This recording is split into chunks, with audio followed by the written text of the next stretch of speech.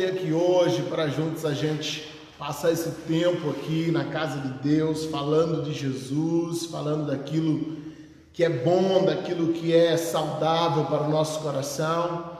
E eu já quero agradecer a Deus pela sua vida que está com a gente aqui já, que Deus te abençoe de forma grandiosa, que Deus te abençoe de forma tremenda. E quero pedir humildemente que você compartilhe, tá bom? Manda essa live para mais alguém, manda essa live para mais longe, para que outras pessoas sejam também alcançadas pela palavra de Deus nessa tarde. A gente está vivendo um tempo em que tem sido um destrinchar de tantas notícias ruins, tantas coisas que estão noticiando e que só trazem pânico, só trazem maledicências, mas nós estamos aqui para trazer paz, nós estamos aqui para falar de Jesus, nós estamos aqui para falar da palavra de Deus, falar daquilo que é bom. Tem sido uma marca das nossas lives, nós temos evitado tocar no assunto pandemia, coronavírus, todo esse tipo de coisa, porque já tem gente demais falando nisso.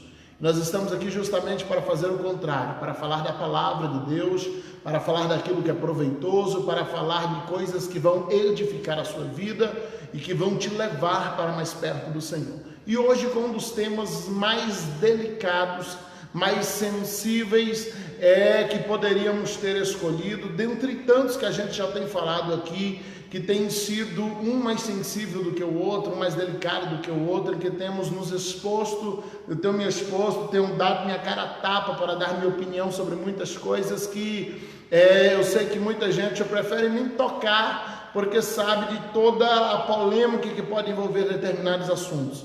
Mas nós estamos aqui para tratar desses tipos de assuntos à luz da palavra, daquilo que a palavra realmente fala, daquilo que a palavra realmente apresenta a respeito de cada assunto como esse. E hoje nós vamos falar daquilo que é inabalável, aquilo que é movível, aquilo que é móvel dentro da igreja, aquilo que é imóvel, aquilo que é inabalável, aquilo que é fundamentado na palavra de Deus. A igreja ela vai ser representada, o corpo de Cristo de uma forma geral, ele é representado de duas formas, através do corpo místico de Cristo e através do corpo visível de Cristo. O que seria isso? O corpo visível de Cristo é as organizações, ele é visto de forma denominacional. Quando a igreja visível de Cristo, o corpo de Cristo visível, ele é visto através da igreja que se reúne, da igreja que se apresenta, da igreja que prega o evangelho. Mas o corpo místico de Cristo, ele não é dependente das denominações. O corpo místico de Cristo é formado por essa grande igreja, que ela está dividida em milhares de denominações, mas que na verdade formam um só corpo, formam um só propósito, formam uma só igreja, em que não é diferenciada pela placa, mas pelo simples fato de crer em Jesus como seu único e suficiente Salvador. E todos nós fazemos parte do corpo místico de Cristo, através dessa grande igreja, dessa grande comunidade cristã, que é a igreja do Senhor, independente da placa em que ela tem na frente do seu templo, ela é interdenominacional. E nós fazemos parte desse corpo. Cristo, na verdade, nesses dias, Jesus, ele deixou um pouquinho de lado, ele parou o corpo visível para que o corpo místico se apresentasse.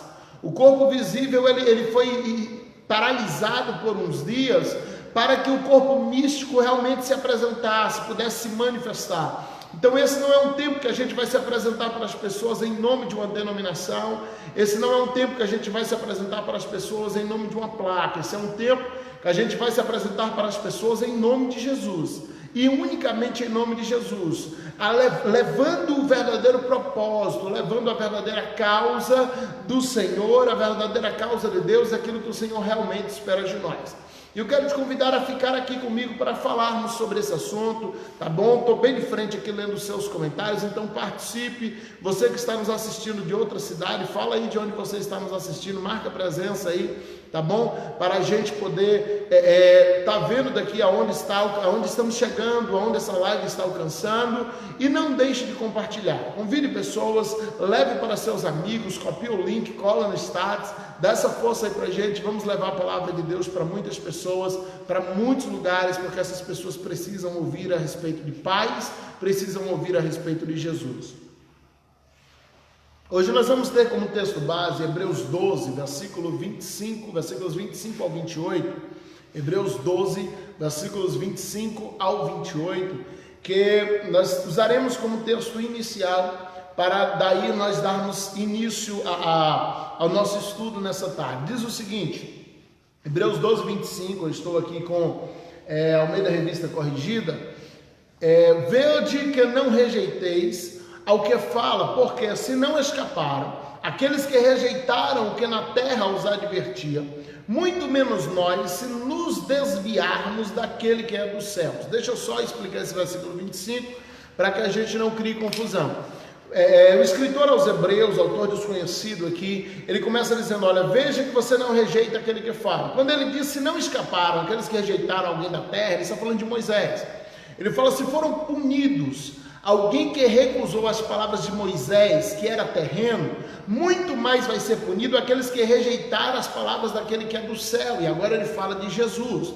Então ele começa a fazer um paralelo entre as palavras de Moisés e as palavras de Jesus. Ele fala, quem rejeitou as palavras de Moisés fora punido. Então muito mais será quem rejeitar as palavras de Jesus. Esse é o ponto inicial do versículo 25. Continuemos no versículo 26. A voz do qual moveu então a terra, mas agora anunciou dizendo, ainda uma vez comoverei, mas dessa vez não será só a terra, mas também o céu. E esta palavra ainda uma vez mostra a mudança das coisas móveis. Versículo 27, esta palavra ainda uma vez mostra a mudança das coisas móveis, como coisas feitas, para que as imóveis permaneça. Eu quero ler esse versículo 27 com você também, pela tradução da NVI, que ela está escrita assim, esta palavra, ainda uma vez, indica a remoção do que pode ser abalado, isto é, de coisas criadas, para que permaneça o que não pode ser abalado. É o mesmo versículo 27, porém pela tradução da NVI. Nós estamos lendo aqui pela tradução da Arca, versículo 28. Pelo que, tendo recebido um reino que não pode ser abalado, retenhamos, ou seja, seguremos a graça, pela qual sirvamos a Deus agradavelmente, com reverência e piedade. Então o escritor aos Hebreus, ele começa dizendo, olha, as pessoas ouviram a palavra de Moisés, e muitos que desobedeceram sofreram por causa disso. Então ele diz agora, muito mais poderoso é aquele que está falando agora, porque não é mais Moisés, um homem da terra, mas é Jesus, o homem do céu. Quem apresentou o evangelho para nós foi Cristo, quem fundamentou o evangelho foi Cristo. Ele é a pedra principal, é a pedra de esquina, ele se coloca como pedra fundamental, a pedra principal do próprio edifício em que ele se propõe a construir. E aí a Bíblia vai nos dizer assim, olha, já foi movido antes a terra. Falando do dia, se você pegar o contexto aqui de Hebreus 12, desde o versículo 12, nós começamos a ler no 25, mas se você voltar desde o 12, vai falar sobre o dia em que o Senhor se apresentou no Sinai e que o monte Sinai tremeu. E aí agora nos versículos que nós estamos lendo, vai dizer assim, olha, foi movido naquela ocasião, enquanto Moisés falava, enquanto Deus se apresentava a Moisés, moveu a terra. Mas Jesus agora está dizendo, eu vou mover tanto a terra quanto o céu. Eu vou mover muito mais. Isso aqui é apenas uma comparação do poder de Jesus com o poder de Moisés. O escritor aos Hebreus está dizendo, o poder de Jesus é muito maior. Mas no versículo 27, vem algo especial. Ele vai nos dizer assim, a remoção, vai haver uma remoção do que pode ser abalado. Vai haver uma remoção das coisas que são móveis. Para quê? Ou seja, ele explica primeiro, essas coisas móveis são as coisas criadas, são as coisas feitas. Isso para quê? Para que aquilo que é imóvel, aquilo que é inabalável permaneça, para que aquilo que é inabalável seja conhecido por nós, seja apresentado a nós. E no versículo 28 ele está dizendo assim, nós recebemos um reino que é inabalável. Esse reino inabalável, isso que é imóvel, é aquilo que Jesus nos apresentou. O escritor diz, retenha a graça, segura a misericórdia, segura o favor, porque isso é o inabalável, isso é o que ninguém pode tocar. Entenda uma coisa, queridos, eu estava ministrando aqui domingo à noite, falando sobre paz, a paz que excede todo o entendimento. A paz do Senhor Jesus que Ele nos dá, e Ele diz, eu não dou como o mundo dá, João 14, 27. E o que Jesus ele está falando dessa paz? Ele está dizendo de uma paz que ela flui de dentro para fora.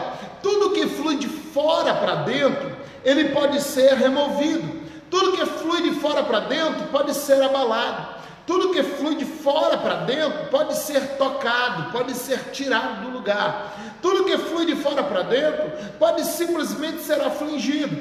Então, quando a gente tem uma paz que ela flui de fora para dentro, ela é circunstancial. Quando a sua alegria ela flui de fora para dentro, ela vem de fora para dentro, ela é geográfica, ela é circunstancial, ela é financeira, ela tem uma série de fatores que, se não acontecerem, essa paz ela não flui, essa alegria ela não acontece. Agora, o que Jesus nos oferece é algo que flui de dentro para fora. Por quê? Aquilo que flui de dentro para fora é intocável, aquilo que flui de dentro para fora é inabalável. Se a alegria que eu carrego comigo, ela flui do meu espírito, ela não é circunstancial, os problemas, ainda que me aflijam, eles não conseguirão me tornar infeliz. Se a paz que eu estou carregando dentro de mim, essa paz ela flui de dentro para fora, ela vem do meu espírito, tocada pelo Espírito de Deus, essa paz ela é intocável. Então as coisas que estão acontecendo à minha volta, elas vão fluir, elas vão acontecer, mas elas não vão conseguir tirar a minha paz, elas não vão conseguir me deixar em um ambiente de aflição, de preocupação. Porque mesmo em meio às adversidades, como foi o caso de Jó no capítulo 19, quando ele apresenta uma série de problemas, e na sequência ele diz: eu sei que o meu Redentor vive, que por fim se levantará. O que é isso? É uma paz que está fluindo de dentro para fora, é uma paz que vai muito além de tudo que Jó estava vivendo. É uma paz que não era circunstancial, porque era baseada na fé, e fé vai ser certeza de coisas que a gente não vê, é prova de coisas que ainda não estão em nossas mãos. Então nós precisamos aprender a separar dentro da igreja, que eu trago para o ambiente eclesiástico, para o ambiente doutrinário. Nós precisamos aprender a separar aquilo que é abalável daquilo que é inabalável, aquilo que é móvel daquilo que é imóvel. Por que Deus paralisou a estrutura nesses dias? Deus não paralisou a igreja, a estrutura está paralisada. Nós precisamos compreender que algumas vezes isso vai ser necessário. Por que o Senhor ele permite uma paralisação? Eu falo: pastor, Deus mandou essa praga no mundo? Não, mas nada acontece sem estar no controle de Deus. Deus tem seus propósitos em cada acontecimento, e mesmo naquilo que o diabo acha que está tirando proveito, na verdade Deus é quem está trabalhando, é Deus quem está realizando seus propósitos. O diabo ele é só alguém que tenta tomar a experiência de dizer eu estou no controle, ele tenta estar no controle das coisas, mas a verdade é que em cada situação Deus permanece controlando tudo. E não pense que é diferente nessa pandemia que está acontecendo. Deus ainda está no controle, Deus não perdeu o domínio sobre o mundo. Então por que Deus permite a paralisação da estrutura? E aqui é o que eu falo da instituição denominacional, daquilo que a gente chamava de igreja. O Senhor permitiu parar aquilo que era móvel, o Senhor permitiu parar aquilo que era abalável. Para quê? Para que a gente pudesse identificar o que era inabalável.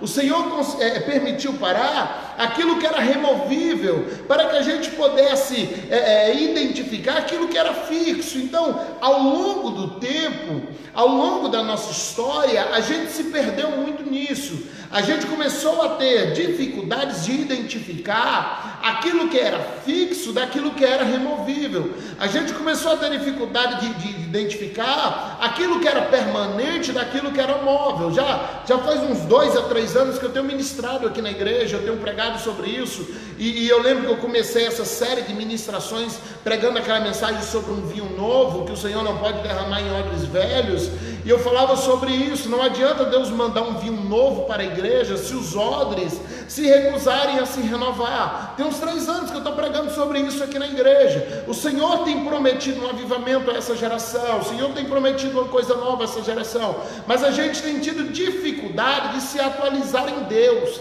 A gente tem tido dificuldade de acompanhar a nuvem. Por quê? Porque ao invés de se apegar à nuvem da glória, a gente está se apegando ao Sinai.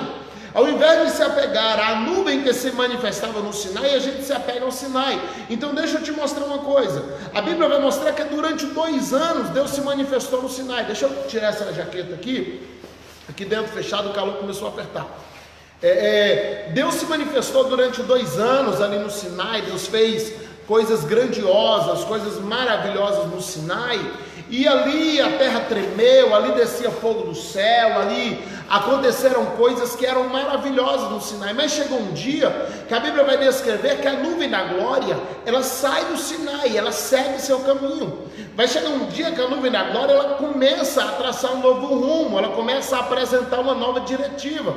E aqueles que tinham entendimento, aqueles que entendiam que eles estavam seguindo a nuvem, que tudo o que aconteceu ali não foi por conta do local, mas foi por conta da glória, da presença de Deus, essas pessoas, elas começam agora a seguir a nuvem. Alguém, quem sabe, olhou e disse: poxa, mas é aqui no Sinai que Deus se apresenta, é aqui no Sinai que Deus se manifesta, é aqui no Sinai que Deus faz coisas acontecer. Mas eu imagino Moisés a estes explicando, dizendo: não era por causa do local, era a nuvem da glória que estava aqui. O mesmo Sinai sem a nuvem da glória é uma montanha comum. O mesmo Sinai sem a presença de Deus era uma montanha comum, sem o Icabode, sem o peso de glória que ali se manifestava, era uma montanha comum. Então, queridos, a gente precisa entender, porque a gente começou a atribuir os sinais da nuvem para a montanha. A gente começou a olhar para as nossas denominações e dizer: não, o que acontece aqui é porque a minha denominação é boa demais. O que acontece aqui é porque a minha igreja é diferenciada. O que acontece aqui é porque minha igreja é melhor do que as outras. Então a gente começa a dar ao Sinai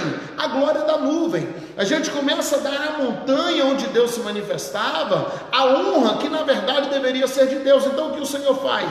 Ele afasta a nuvem do Sinai. Ele tira aquela nuvem do Sinai em Êxodo 15 para que as pessoas entendessem que não era o Sinai que era consagrado, não era o Sinai que era um monte santo, como o próprio Moisés chegou a chamar algumas vezes.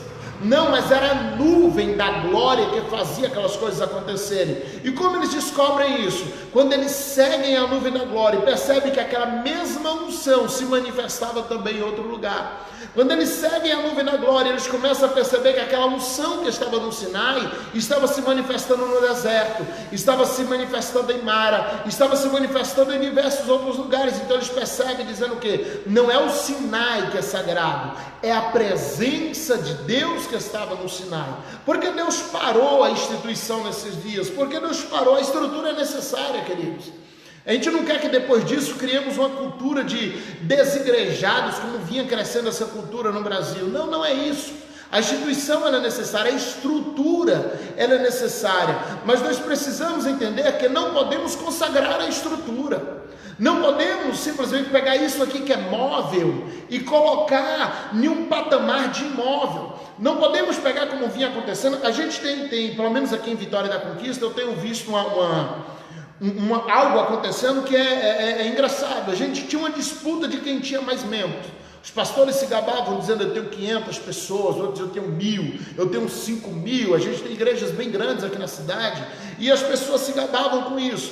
Aí de repente Deus foi lá e removeu a igreja dessa estrutura. Deus colocou todo mundo em casa. O Senhor quis mostrar o que era inabalável. Aí a gente viu uma outra disputa. E qual foi essa nova disputa? Os pastores agora começaram a disputar quem tinha mais likes no YouTube. Não, eu tenho 1000 seguidores, outro dizia: eu tenho 600. Aí outro foi lá e pagou para o YouTube divulgar a página dele. Todo dia coloca: tem 12.000, 15.000, 16.000. Na minha está sendo a maior da cidade. Aí a disputa passou a ser a página do YouTube. Aí depois disso a gente entrou numa nova disputa, que foi quem era que conseguia colocar mais carros em uma carreata na rua, e assim saberia quem era o pastor mais poderoso. E a gente percebe com isso que apesar da igreja estar passando por esse tempo, ela não está aprendendo com esse tempo. Não adianta você passar pelo deserto se você não vence o deserto. Não adianta você passar pela prova se você não vence a prova. Queridos, todas essas coisas elas são removíveis. Todas essas coisas elas são abaladas. Todas essas coisas elas podem ser trocadas de lugar. A gente durante muito tempo consagrou muitas coisas, e a gente esqueceu de palavras como Mateus 24:35, em que Jesus vai dizer assim, ó, até os céus e a terra passarão, apenas as minhas palavras não hão de passar. Mateus 24:35, Jesus fala isso. Passarão os céus e a terra, mas as minhas palavras não hão de passar. A gente esqueceu de verdades como essa. A gente começou a consagrar as instituições, a gente começou a consagrar o nosso estilo de culto. Aquele que cultuava com maior movimento consagrou isso, disse, não, essa é a forma que Deus se agrada de mim. Aquele que cultuava de um jeito mais calmo, mais pacífico, consagrou isso, não, aqui é a forma certa, a nossa igreja é perfeita. O outro consagrou o sábado, o outro consagrou o domingo, o outro consagrou o véu, o outro consagrou o cabelo, e aí cada um começou a consagrar. Alguns pegaram o seu regulamento e travou no peito, disse, não, está consagrado. Outros pegaram suas tradições e consagraram isso. E Deus nesse dia, Ele está tirando aquilo que é abalável. Vai voltar tudo para o lugar, sim, mas Ele está tirando para quê? Para que a gente veja as revelações maiores, para que a gente veja os verdadeiros problemas que a igreja precisa consertar. Por isso o escritor aos Hebreus, em 12:28, ele vai dizer, olha, se apega na graça, se apega na misericórdia, serve a Cristo a partir disso. Por quê? Porque isso é inabalável.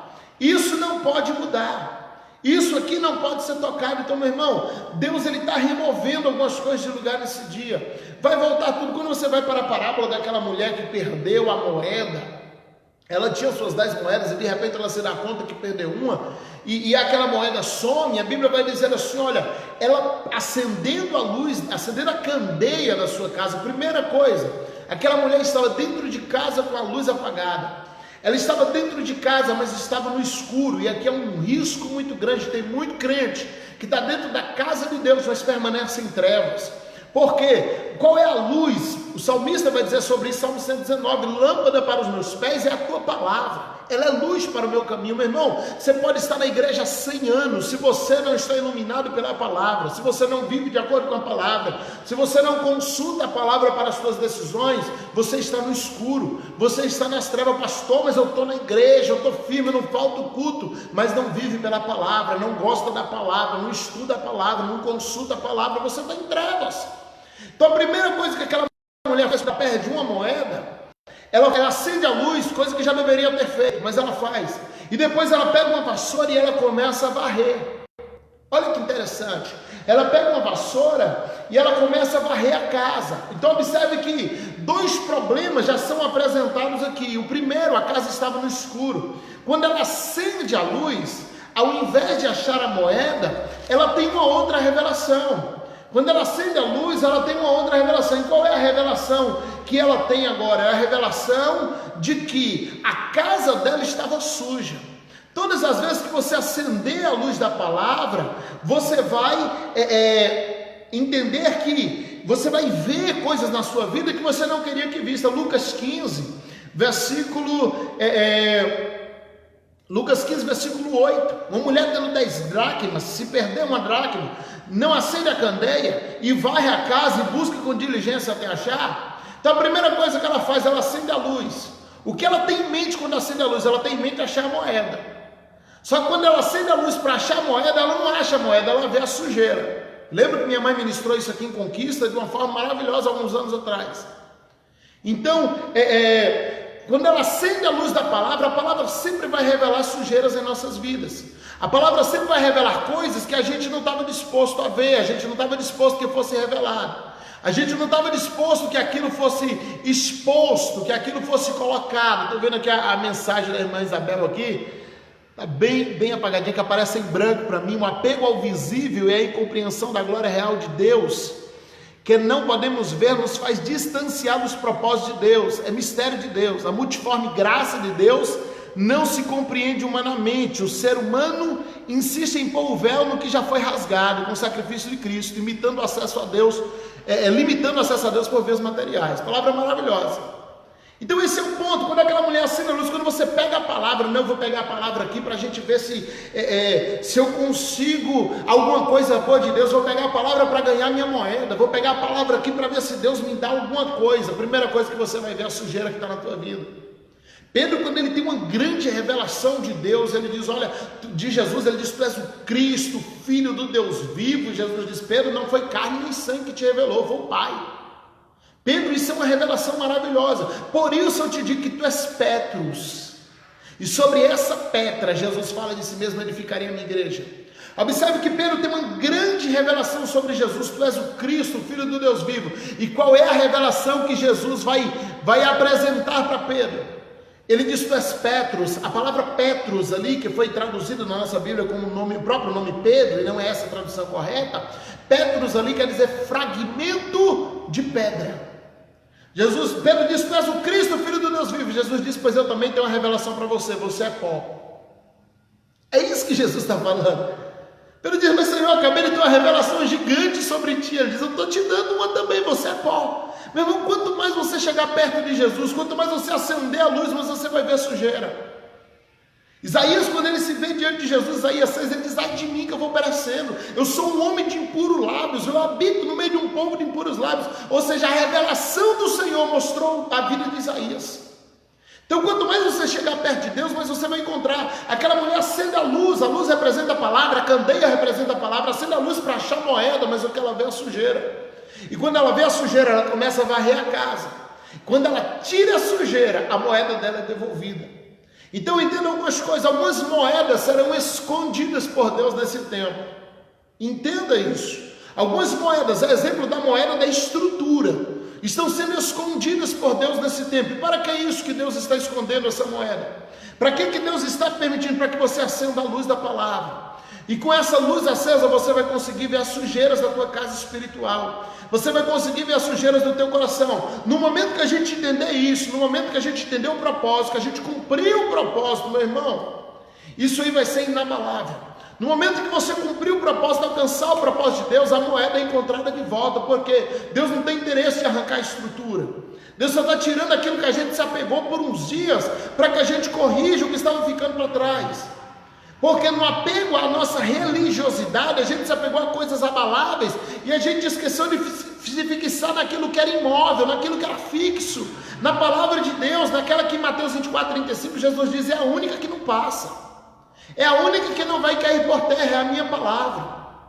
Então você precisa estar fundamentado naquilo que foi ensinado desde o princípio, naquilo que foi ensinado desde o começo, não é naquilo que começaram a ensinar anteontem, mas naquilo que começaram a ensinar desde o princípio, que está na palavra. A palavra de Deus, ela é a nossa regra de fé, é a nossa base.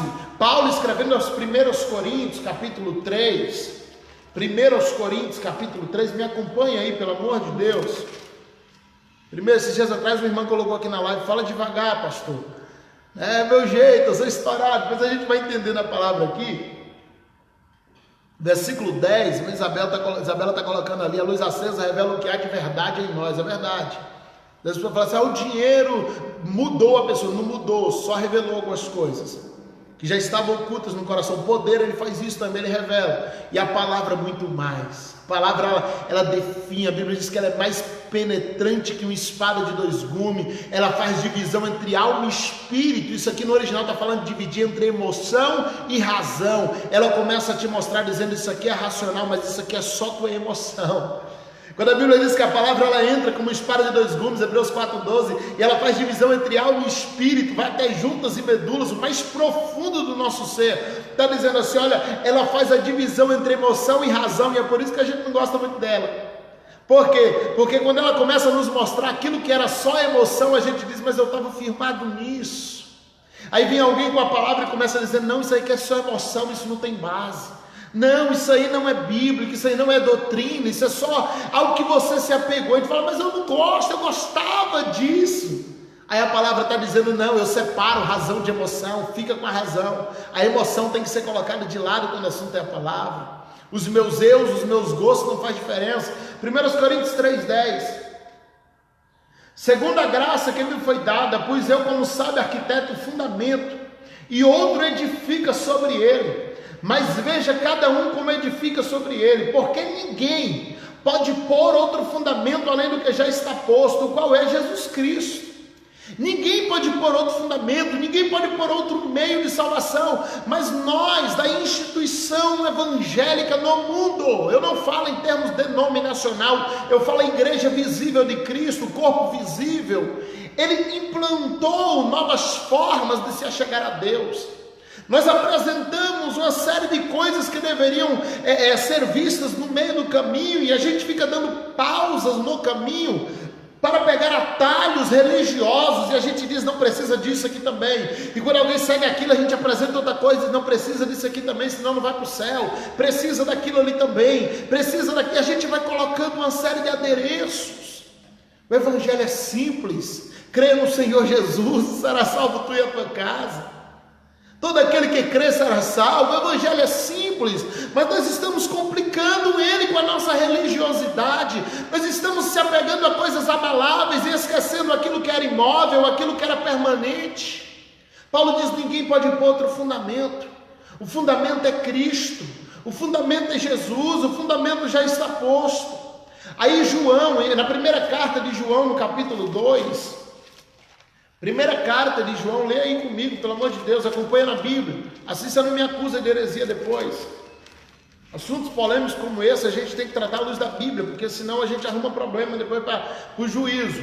Capítulo 2, versículo 24, João vai escrever assim, 1 João capítulo 2, 24, portanto que desde o princípio ouviste, permaneça em vós. Se em vós permaneceu que desde o princípio ouviste, também permanecerei no Filho e no Pai. Eu lembro de uma vez que eu estava conversando com um certo jovem, ele era de uma outra religião, e ele falou assim: minha mãe morreu nessa religião e eu vou morrer também. Eu falei: mas essa religião, essa forma de religiosidade, eu não estava falando com ele sobre a religião, mas a religiosidade que agregava a ela, eu falei: essa religiosidade, ela não vai te levar a nada, ela vai te afastar de Deus. Ele disse: não, mas minha mãe não me daria um caminho mau. Eu falei: não, ela não te daria um caminho mau. Acontece que ela também morreu no engano. Ela só passou para você porque ela achou que era bom. Só que ela também foi enganada por alguém. Então às vezes a gente se apega à nossa religiosidade, mas a tradição desde que eu nasci, que era assim, e o Senhor começa a mover a nuvem. Meu irmão, você tem que ter sensibilidade para entender o mover de Deus. Deus é imutável, Deus não muda, mas Deus se move. De tempos em tempos Deus vai se mover. A Bíblia diz que é de geração em geração, Ele é Deus.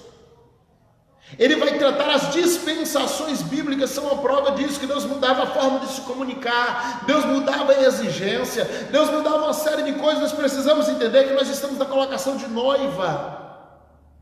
Nós estamos num patamar de noiva de Cristo. Por que a noiva em Israel, e aí a Bíblia, tratando o casamento entre a igreja e Cristo, a Bíblia usa como base o casamento judeu.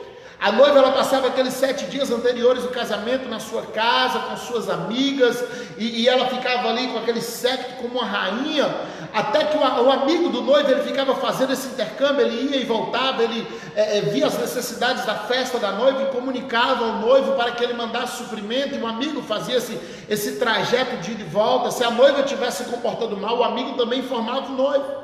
O Espírito Santo está fazendo isso hoje em dia. Nós estamos na nossa casa porque somos a noiva, estamos aqui fazendo a nossa festa diária, se preparando nos últimos 7 dias, que são representados pelas 7 cartas do Apocalipse. Todo dia a gente fala disso. Mas quando chegava o dia do casamento, que o amigo vinha buscar a noiva, ela colocava o véu. E por que ela colocava o véu? Porque o noivo já não podia casar com ela com a aparência, pela aparência dela. Ele se noivou com ela pela aparência, mas no dia do casamento ele não podia se casar pela aparência, ele tinha que se casar pelo que ela era. E por isso ela ia com o véu, que muitas colocam até hoje, não sabem nem qual o significado. Então a noiva ia se encontrar com o noivo com o véu no rosto, porque ele ia se casar com ela pelo que ela era e não pela aparência dela. Só que isso acontecia no último dia, isso acontecia na última hora. Então, meu irmão, entendendo que a gente está chegando nos últimos dias, está chegando a hora que o véu será mais importante do que o corpo. Está chegando a hora que o que nós somos nessa última hora vai ser mais importante do que o que nós estamos vestindo. O difícil é entender isso, porque não é difícil eu pegar o novo, difícil é abandonar o velho. Não é difícil eu pegar algo que Deus está fazendo de novo agora. Não é difícil eu seguir a nuvem, o difícil é eu sair de perto do Sinai. O difícil é eu abandonar. Observe que toda a briga dos apóstolos com Paulo é porque Paulo pegava a graça e abandonava a lei. E eles diziam: não, Paulo, você tem que pregar a graça, mas você tem que seguir a lei. Ou seja, tenta juntar o novo com o velho. E Jesus já tinha falado sobre isso. Ele falou: não pegue remendo novo e coloque no pano velho, porque vai rasgar. Não pega vinho novo, coloca no odre velho, porque vai estourar. Então não adianta eu querer o novo de Deus se eu não estou disposto a abandonar o velho. Não adianta eu querer o novo de Deus se eu não estou disposto a abandonar tradições que foram importantes para me trazer até aqui, mas que não serão mais importantes para me levar até o céu. Eu preciso agora limpar esse evangelho. E como eu faço isso? É a luz da palavra, é acendendo a candeia. Acendendo a candeia eu vou ver as sujeiras. E vendo essas sujeiras, ela precisa ser varrida. Para quê? Para que a dracma seja encontrada. Para que aquilo que veio do céu seja encontrado. Para que aquilo que veio do Senhor... Deixa eu te contextualizar dessa dracma de Lucas, capítulo 15. Lucas capítulo 15 é uma representação de Deus. Ali apresenta Deus como pastor, começa falando da ovelha que se perdeu e o pastor foi atrás. Ele deixa 99 para pegar uma, então é Deus como pastor. Você tem a parábola do filho pródigo, que é apresentando Deus como pai. Então você tem Deus como pastor, Deus como pai. Só que Lucas 15 apresenta Deus nas suas três formas, nas suas três figuras. E Deus é pai, Deus é pastor, mas Deus também é o noivo, ele é o marido. Então ali, entendendo isso dentro do seu contexto, você tem um texto ilativo. O que é um texto ilativo? Onde o significado não está na referência, mas está na inferência, está por trás do texto. Então, se Lucas já apresentou Deus como pastor, já apresentou Deus como pai, eu preciso entender que na parábola da mulher, da dracma, Deus é o marido, só que o marido não aparece na parábola. Então, como eu entendo que Deus é o marido, se o marido não está na parábola, só tem um jeito. Aquela dracma, ela fazia parte, quando diz de 10 dracmas, de um colar que ainda hoje é muito usado no Oriente, especialmente na Índia, que ainda usa hoje usa muito hoje em dia, da enganchada aqui, onde o noivo, no dia do casamento, eles davam para a noiva um colar que se coloca na testa, e ela vinha com várias moedas. O cara que tinha mais dinheiro, às vezes bota 30, 40 moedas. Se você pesquisar no Google, você vai ver. Coloca aí colar de moedas. Na Índia hoje isso usa muito ainda. Então ele dava aquelas 10 moedas para aquela mulher. Parecia ser um homem simples, porque ele só conseguiu dar 10 moedas. Trabalho de 10 dias. Então ela guardava aquilo. O que era? Qual o significado dessas moedas? Aquela mulher ia guardar. Eles podiam passar fome, eles podiam passar necessidade, eles poderiam cair doente. Aquela mulher não gastaria aquelas moedas. O que ela estava dizendo? Toda vez que o marido chegava em casa, abria a gaveta e encontrava o colar dele intacto, com a despensa vazia, ele sabia: minha mulher me ama mais do que a comida, porque ela preferiu honrar o casamento do que gastar a moeda que eu dei. Então era uma forma dela dizer para ele: meu amor por você é mais importante do que as minhas necessidades. Por isso era importante ela guardar aquele colar, mesmo passando todo tipo de necessidade. Só que o colar daquela mulher pode ter sido roído por um rato no cordão, pode ter acontecido alguma coisa, porque a moeda soltou. E quando ela vai pegar seu colar, tem 9 moedas, não tem 10, sumiu uma. Então quando aquela moeda some, o que está? Se ela saía, o marido saía com a mulher para as festas, fazia questão que ela usasse aquilo para os outros verem: minha mulher não me troca por dinheiro. Mas se aquela mulher saísse com aquele colar faltando uma moeda, todo mundo ia olhar para ela e dizer: rapaz, essa mulher não ama o marido mais do que o dinheiro, porque ela gastou o dinheiro que era símbolo do casamento. Aquele dinheiro representava fidelidade, representava amor, representava que o marido era mais importante que tudo. O sumiço de uma moeda ia dizer que a mulher gastou a moeda, então o marido não era mais importante do que o dinheiro para ela. E aí quando você coloca isso no âmbito espiritual, entendendo o que Jesus quis colocar, o que Jesus quis ensinar, a pergunta que fica para nós é: quantas dracmas ainda restam no teu colar? Quantas dracmas você já gastou do colar que você ganhou? Aquele que Jesus te deu e falou assim: eu quero ver se você me ama mais do que isso aqui, a ponto de guardar isso, a ponto de não usar isso, que é meu e seu. E na primeira necessidade que tem, a gente arranca a moeda e gasta. Então quando aquela mulher honrava seu marido, ela não gastou, ela perdeu. Isso acontece quando a gente é descuidado das coisas de Deus. Ela começa a varrer a casa, ela acende a luz, ela vê que a casa está suja, e quando ela limpa toda a casa, ela percebe que sua moeda estava lá. Ela fica tão empolgada que a Bíblia diz que ela chamou as amigas e deu uma festa. Por que ela faz isso? Ela queria exibir o colar completo. Ela está dizendo: olha, eu amo meu marido. Era uma forma dela honrar o marido. Então deixa eu te dizer uma coisa, querido: nós estamos mais apegados à moeda do que ao marido. Nós estamos mais apegados ao colar de moedas do que ao noivo. Nós estamos mais apegados às bênçãos do que ao abençoador. Nós estamos honrando mais a tradição do que honrando o marido, honrando o noivo, aquele que vem um dia nos buscar para casar conosco, que nos chama de igreja. E Pedro está dizendo assim: permaneça no que foi ensinado desde o princípio. Larguemos esses adereços que foram criados. Observe o que Deus fez nesse tempo. Quando eu falo de coisas abaláveis, de coisas removíveis, o Senhor começou removendo. Primeira coisa que Deus removeu: o show pirotécnico eclesiástico que vinha acontecendo em inúmeras igrejas. E aí eu me volto para o Brasil. Quantas igrejas que elas estavam vivendo do show para arrecadação de dinheiro, vivendo do show que faziam em suas denominações. Seus pastores se tornaram verdadeiros palhaços, artistas de circo, e davam aquele show simplesmente para poder chamar a atenção das pessoas. Os comentários tinham travado aqui, só agora que eu estou vendo que um monte de gente comentou e nem tinha aparecido para mim. O Senhor, ele removeu isso. Muitas igrejas em que estavam firmados no nome do líder e não mais no nome de Jesus. As pessoas não iam mais na igreja para encontrar Jesus, iam lá para encontrar o apóstolo, o profeta, o cara que estava lá na frente, o artista, que fazia todo aquele show para enganar elas. E essas pessoas agora iam ali e deixavam fortunas, porque todo enganador, todo nicolaíta, ele tem como finalidade tirar o dinheiro das pessoas. Jesus parou esse show. Jesus mostrou que isso era removível. Jesus mostrou que isso era abalável. Jesus mostrou que isso não era o alvo do evangelho, que isso não era evangelho. Nesse tempo só vai permanecer aquilo que é firme. Segunda coisa que Jesus tirou, ele tirou o estrelismo dos líderes que estavam se colocando no lugar de Deus. Eu tiro pela minha cidade aqui, as pessoas muitas vezes não falam nem o nome da igreja, a igreja do pastor fulano. O nome do pastor se tornou mais importante até do que a denominação dele. Por quê? Porque criou-se um estrelismo religioso, onde os líderes se sentem a estrela, se sentem o rei, as pessoas veneram esse líder. Se o líder viajar, precisar fazer uma viagem, ninguém vai para o culto, porque eles estavam firmados no líder. Se ele cair, todo mundo desvia.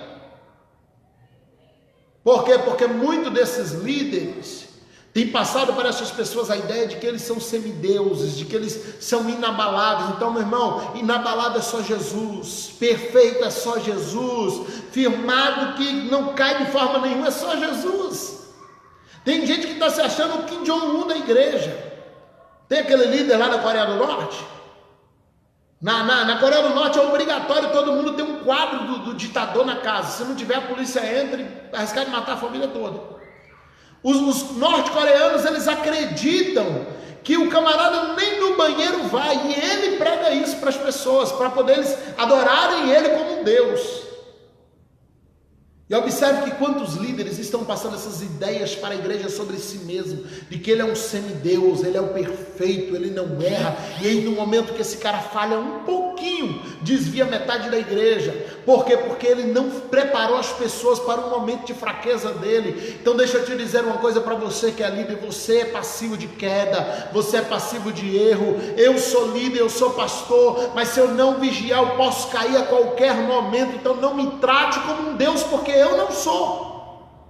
Não me trate como alguém que é perfeito, porque eu não sou perfeito, é Jesus. Jesus removeu desse tempo o estrelismo dos cantores que estavam cada vez mais sendo venerados, sendo adorados. Cantores que, porque o Senhor deu a eles alguns likes no YouTube, estavam se achando no direito de fazer lives ou ir para palco falar mal de pastor, falar mal de igreja, querer doutrinar homens que estão no ministério há 20, 30 anos, se achando bambambam porque gravou uma músicazinha e deve ser 1000 likes. Deixa eu dizer uma coisa para essa geração que está chegando por esses dias: aguarda teu tempo. Aguarda a tua hora, vai chegar teu dia, vai chegar teu momento, Deus vai te levantar, mas enquanto isso não acontece, meu irmão, faz o que Deus te colocou para fazer nesses dias e aguarda o teu tempo, aguarda teu momento. Esses dias atrás eu vi uma live, e um menino lá, o menino devia ter uns 14, 15 anos, e estava lá já com o nomezão de evangelista, e vou falar hoje sobre pastorado feminino, provar que essas mulheres não são, eu não estou aqui falando se é ou se não é não, eu estou falando que não era tempo para ele ainda, ele aguarde o momento dele de sair das fraldas. Meu irmão, nós precisamos saber que quem toca naqueles que Deus levantou vai levar problema, vai arrancar problema para si mesmo, está plantando problema.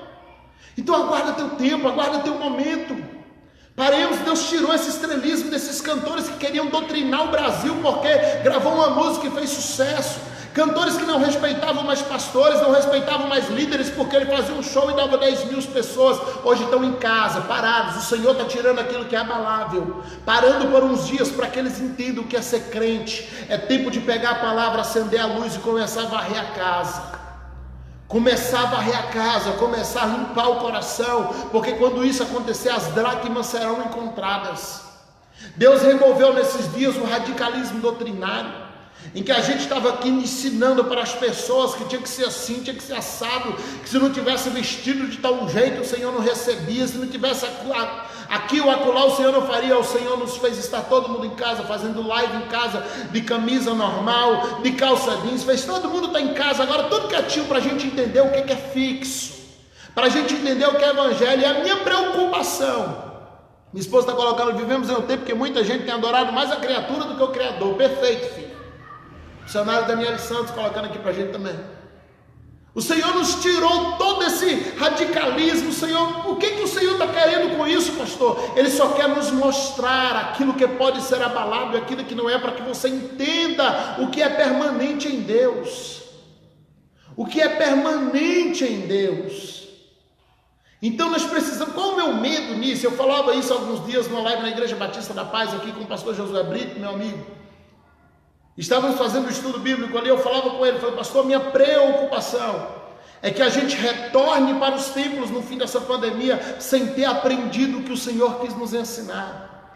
É que a gente, ao invés de voltar para a igreja, a gente volte para a religiosidade, a gente volte para tudo que nos prendia, e a gente voltar para aquela mesma vida como se a gente não tivesse aprendido nada. E infelizmente há uma grande chance de isso acontecer, de retornarmos para os templos sem ter aprendido o propósito, sem ter entendido o propósito. Meu irmão, a gente vai ter que entender, a gente vai ter que compreender, para que na hora que a gente voltar, a gente volte só com o que é inabalável, a gente volte só com o fundamento bíblico, a gente volte só com Cristo.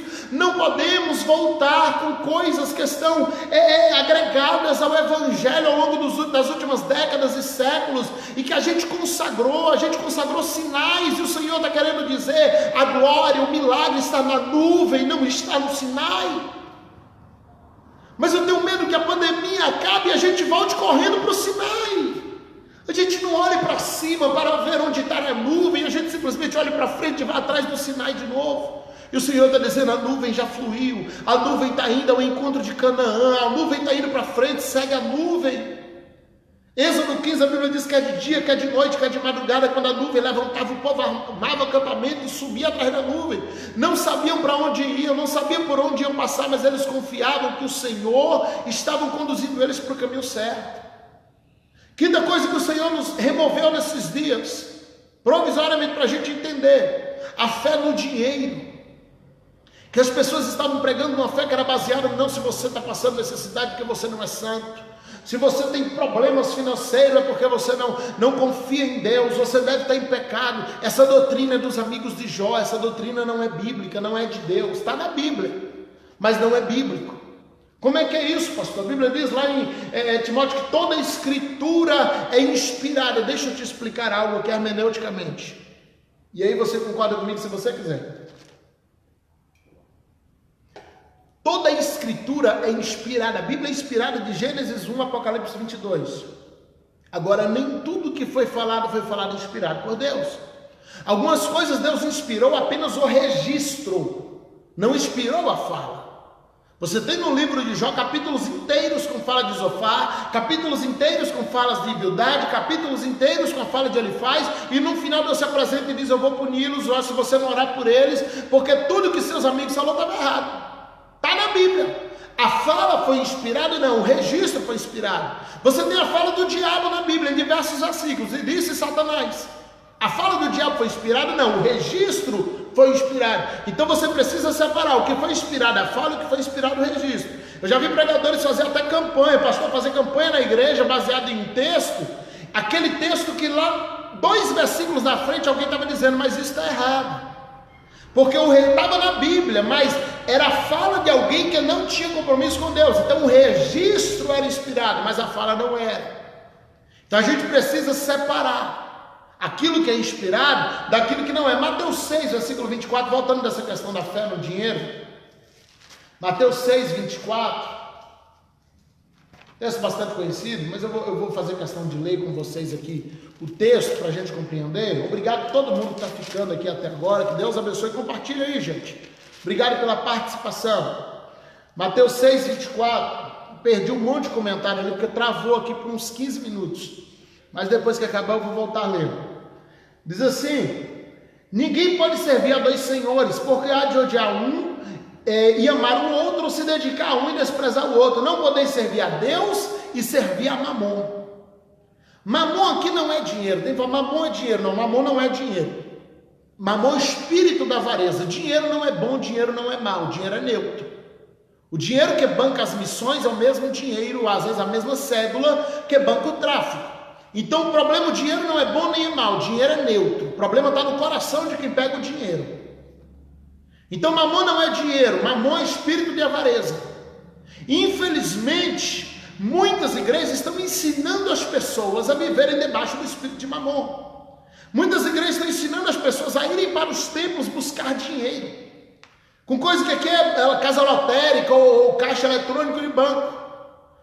As pessoas estão indo para a igreja para ficar rico, e Deus arrancou isso. Deus moveu isso por uns dias também, para que a gente compreenda o que é fixo, para que a gente compreenda o que é verdadeiro. O Senhor moveu o evangelho das tradições, Colossenses 2,8, nome de Bíblia. Aquele evangelho em que alguém falava assim, olha, tem como provar na Bíblia que deve ser feito desse jeito? Ele dizia, não, mas é o costume.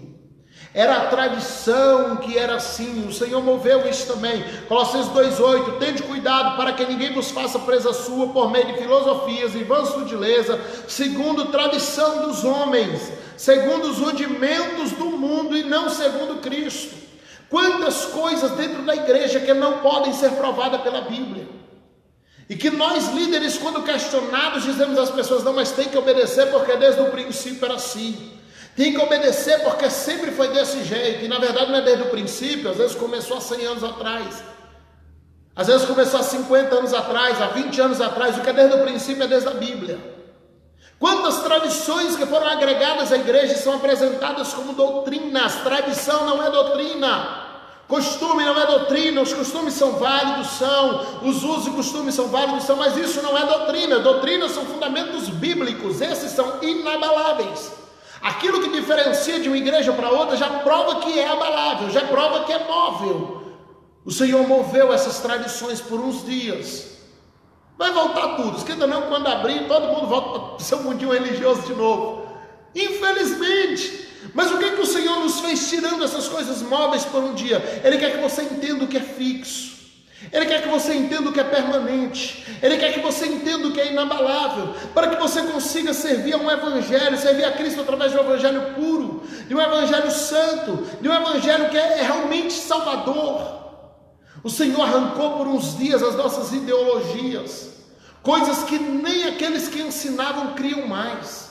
Você vai para Gálatas capítulo 2, versículos 11 ao 14, Paulo vai repreender a Pedro de forma terrível. Gálatas 2, versículos 11 ao 14, Paulo escreve assim, chegando Pedro em Antioquia, lhe resisti na cara, porque era repreensível, porque antes que alguns tivessem chegado da parte de Tiago, comia com os gentios. Ou seja, Pedro foi sozinho, ele foi na frente para Antioquia, e ele senta com todo mundo, ele está lá comendo com os gentios, e ele está lá naquela alegria, mas de repente chega alguns da parte de Tiago. Não era nem o Tiago, não era nem Tiago, eram amigos de Tiago. Olha como Pedro tinha medo de Tiago. Tiago aqui é um irmão de Jesus, não é mais aquele Tiago discípulo, porque aquele havia morrido. E aí Quando chegam os amigos de Tiago, Pedro se afasta ligeiro. Ele vai se retirando e se apartou deles. E aí, temendo os que eram da circuncisão. E aí os outros judeus que estavam na mesa começam a fazer a mesma coisa. E Paulo diz, até Barnabé, meu amigo, fez isso também. Versículo 14, mas quando eu vi que não andavam bem, e diretamente conforme a verdade do Evangelho, disse a Pedro na presença de todos, se tu, sendo judeus, vives como gentios e não como judeus, por que obrigas os gentios a viverem como judeus? Se você já está livre, se você já entendeu que isso não é mais necessário, por que continua pregando? Se você já compreendeu que o Senhor não está exigindo isso da igreja, por que continua exigindo isso do povo de Deus nos púlpitos? Queridos, há uma responsabilidade sobre nós pregadores, nós pastores, porque muita coisa, muitos líderes, o que a gente ouve não, eu entendo que isso não tem nada a ver, mas eu não posso voltar atrás porque o que as pessoas falariam. E ele começa a pregar não mais a doutrina, mas uma ideologia. Romanos 14, versículo 22, eu vou parar com esse assunto, porque senão depois arrumo um problema. Tens tu fé? Tens em ti mesmo diante de Deus. Bem-aventurado aquele que não se condena a si mesmo naquilo que aprova. Ou seja, você já aprova algo, mas continua se condenando. Não vou usar não porque é pecado, não posso deixar os outros fazerem porque é pecado. Mas você já entende que não é. O Senhor já te mostrou por meio da palavra que não é. Então, já que o Senhor está te levando a acender a candeia da palavra, louva a Deus, porque nós estamos vivendo uma geração que ela está estudando como nenhuma outra estudou. A gente está buscando conhecer, muitos irmãos estão se matriculando em cursos, estão estudando, estão se preparando, isso é bom, isso é louvável. Agora, se tudo que você aprender não for para ser usado, se você conhecer a palavra, eu tenho um amigo meu, que ele pertence a uma outra religião, e ele estudou no seminário lá, acho que 8 anos, para se tornar líder da igreja dessa religião. Não vou citar o nome aqui por ética, mas falando vocês vão entender. Ele fez o seminário por 8 anos. Amigo meu mora em Eunápolis, estou vendo alguns irmãos aqui. Amigo meu de Eunápolis. Hoje ele é missionário dessa denominação. E depois de 8 anos ele aprendeu tudo na palavra, ele ficou mestre na palavra, e aí chegou o dia dele ser diplomado para se tornar um líder daquela instituição, um pastor daquela igreja. Só que no dia dele receber o diploma, apresentaram para ele um contrato. E disseram assim, você tem que assinar, aqui está a lista de coisas que você não pode pregar. Porque se você pregar, vai ferir a tradição da igreja. E ele, de boa fé, ele se recusou a assinar. Ele estudou 8 anos e ele não é diplomado. Hoje ele é um missionário, ele prega nas festas, nos congressos que eles fazem lá. Mas ele não pode ser líder, ele não pode pastorear igrejas nessa religião. Por quê? Porque ele se recusou a assinar um contrato sobre as coisas que ele não ia poder ensinar. Porque disseram, olha, eu sei que você aprendeu a Bíblia, mas a gente tem uma tradição que tem que ser zelada. Aí eu pergunto, isso não está acontecendo também no meio evangélico? Eu quero finalizar essa live com as 5 solas que ficaram conhecidas na Reforma Protestante. Na verdade, elas foram fixadas depois até da morte de Lutero, mas se tornou hoje o símbolo da Reforma Protestante, que é só a Escritura, ou seja, só a Escritura, só a Bíblia, só a fé, só a graça, só Cristo e só a Deus glória. Essas são as 5 bases da reforma que se tornaram fundamentos de nossa fé. Somente a Escritura, nada além dela. Só a Bíblia. Só a Bíblia, o que a Bíblia fala, falou. O que a Bíblia não falou, sinto muito, mas não vou poder acrescentar. O que a Bíblia falou, sinto muito, mas não vou poder tirar. Porque tem muita gente também que está acrescentando, mas tem outros que está tirando. Não, eu não concordo com isso aqui, então eu não prego. Não, o que está na Bíblia, a doutrina da Bíblia é irrevogável. A Bíblia prega em Gálatas 5, versículos 17 ao 21, você vai ter ali as bases do pecado. E aqueles ali são irrevogáveis, ali é fundamento. Glutonaria, inveja, lascívia, que é você usar o seu corpo como objeto de desejo, usar roupas sensuais, luxúria, isso é lascívia, está lá, está entre os fundamentos, isso é irrevogável.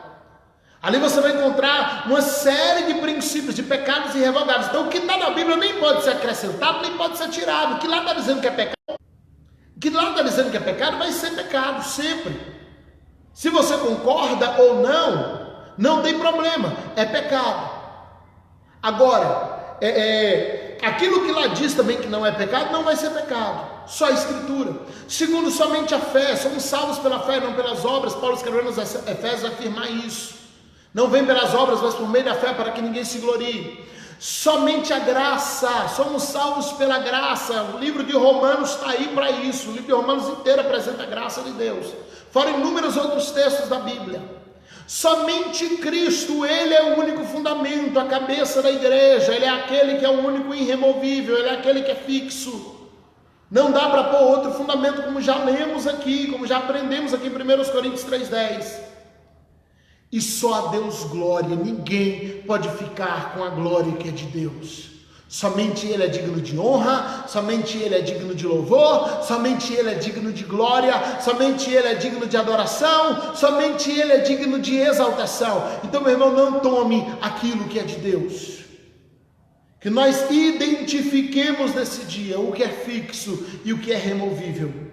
Que a gente identifique nesse dia aquilo que realmente foi o Senhor que estabeleceu, para que a gente não saia disso, porque de repente tem dois erros em relação à nuvem. O primeiro erro é a nuvem andar e você ficar parado. O segundo erro é a nuvem estar parada e você começar a andar. Os dois erros são perigosos. Os dois erros vão te deixar sozinhos diante de Deus. Os dois erros vão fazer com que você perca aquilo que o Senhor tem para você. Mas se você estiver debaixo da nuvem, debaixo da direção, se você tiver uma visão profética para esses dias, esse é um tempo profético, que nós precisamos estar debaixo da visão profética, dizendo: Deus, o que o Senhor quer nos ensinar para esses dias. Porque se a gente for sair desse tempo, se a gente for voltar para dentro dos templos, com a mesma visão religiosa para a qual nós somos removidos, então não fez sentido nenhum esse tempo que passamos em casa. Tem muita gente que está em casa, ele ainda não construiu um altar na sua casa, ele ainda não fez um único culto com a família, está 40 dias em casa e não reuniu a família para adorar a Deus, não entendeu nada do que Deus está querendo fazer. Meu irmão, Deus te tirou de dentro do templo, não foi para você tirar férias, Ele tirou de dentro do templo para você adorar em família, para você entender bases de evangelho. Então, em nome de Jesus, reúne a tua família ainda hoje, faz um culto, leva a tua família para adorar. Tem gente que não entendeu isso ainda, tem gente que não compreendeu isso ainda, tem gente que está em casa, trancado, e ele não entendeu que Deus colocou ele lá, para ele construir um altar, para ele ser sacerdote na casa dele. Deus quis te tirar da sombra, até da sua liderança, até de nós líderes, para que você entendesse o seu papel de sacerdote, sacerdotisa no teu lar. Então, em nome de Jesus, reúne tua família e prega para os teus filhos. Reúne tua família e adora junto, canta junto, ora junto, estuda a Bíblia junto, porque se você não entendeu isso, você é só mais um que vai voltar para a igreja sem ter entendido nada, sem ter aprendido nada, sem ter compreendido nada do Evangelho de Deus. O que você está fazendo em casa que ainda não construiu um altar aí? Abraão, quando ele sai e ele começa uma peregrinação, eu já vou parar, estou encerrando, aguenta 5 minutinhos aí para a gente finalizar junto. Abraão, quando ele sai, onde Abraão passava, ele construiu um altar. Ele chega em Betel, ele constrói um altar. Ele chega em Gaza, ele constrói um altar. Ele chega em Gerar, ele constrói. Onde Abraão passa, ele constrói um altar. O único lugar que Abraão não construiu altar foi no Egito. Abraão passa no Egito e ele não constrói um altar. Ele entra e sai do Egito, ele não constrói um altar. Quando o inimigo quis escravizar a descendência de Abraão, adivinha onde foi que ele escravizou? Não foi em Betel, não foi em Gerar, não foi em nenhuma daquelas cidades da Filícia, ele escravizou no Egito, porque foi o único lugar onde não tinha um altar construído. Então deixa eu te dizer uma coisa, isso aqui é uma chave que você pega para abrir ou fechar a porta. O lugar onde você se recusa a construir altar é o lugar onde o inimigo vai tocar na tua família. O lugar onde você se recusa a construir altares é o lugar onde o inimigo vai começar a tocar nos teus filhos, nos teus netos. Estou jogando praga não, estou te alertando. Em nome de Jesus, constrói um altar, mesmo que esteja dentro do Egito, mas não deixa sem altar, porque se você não construir um altar e estabelecer o reino de Deus aí, a tua descendência corre o risco de ser escravizada nesse lugar. Então constrói um altar dentro da tua casa ainda hoje. Eu não sei o que você que ainda não fez um culto em família está esperando para fazer, mas em nome de Jesus, constrói um altar de adoração, leva a tua família para adorar, assume a tua posição de sacerdote, de sacerdotisa dentro do teu lar, dentro da tua casa, porque Deus te levou para dentro de casa para isso. Deus te levou para dentro de casa exatamente para isso, ou no sentido, se você não atendeu o propósito para o qual Deus te chamou, para o qual Deus está te conduzindo, então você está daqueles que a nuvem foi andando e você ficou parado, ou a nuvem está parada e você está caminhando. Meu irmão, acompanha a nuvem. A nuvem da glória foi movida para cima da tua casa, então adora aí, para de se apegar lá. Eu estou esperando a igreja abrir de novo, em nome de Jesus. Perca essa mentalidade. Quando a igreja abrir, a gente vai voltar, vai se abraçar, vai congregar junto, mas enquanto isso a nuvem está sobre a tua casa. Então adora na tua casa, reúne a família, adora aí. O Senhor removeu o que era abalável para você entender o que é inabalável. 1 Pedro, e eu vou finalizar agora, capítulo 1, versículo 24 e 25, só para a gente encerrar. Porque toda a carne é como erva, e toda a glória do homem como flor da erva. Seca-se a erva, cai a flor, mas a palavra do Senhor permanece para sempre. E essa é a palavra que entre vós está sendo evangelizada. Amém? Essa palavra, ela é permanente, ela permanece para sempre, ela não tem prazo de validade. Então, em nome de Jesus, adora na tua casa. Adora com a tua família. Entenda que se a nuvem, pastor, mas eu queria adorar no Sinai, mas a nuvem andou, a nuvem moveu, então acompanha a nuvem, ela está na casa agora. Ela quer que você assuma o teu papel de sacerdote e adore aí. Adore o Senhor da maneira certa, adorando pelo que Ele é, adorando por aquilo que Ele é e que Ele tem te levado a fazer nesses dias. Pai, eu rogo pelos teus filhos, nos ajude a compreender o mistério daquilo que é inabalável. Nos ajude a ver a revelação da tua graça. Nos ajude a acompanhar a nuvem da glória para que a gente não esteja preso ao Sinai e perder o que o Senhor está fazendo no deserto. Ninguém gosta de estar no deserto, Pai. Mas se a nuvem está lá, se a glória está se manifestando lá, é lá que eu quero estar, Pai. Porque não importa o lugar, o importante é estar debaixo da tua nuvem. Eu quero seguir a tua glória, eu quero estar debaixo da tua glória, Pai. Seja conosco e nos abençoe em nome de Jesus. Amém e amém. Sexta-feira estamos de volta 4 horas da tarde. Te espero aqui. Obrigado de verdade a você que ficou até agora. Compartilhe. Daqui a uns 40 minutos já vai estar no YouTube, na minha página pessoal, Pastor Geisiel Santos, e na página da igreja, IPRG-VC, Igreja Pentecostal da Glória de Vitória da Conquista. Que Deus te abençoe. Fique na paz em nome do Senhor Jesus.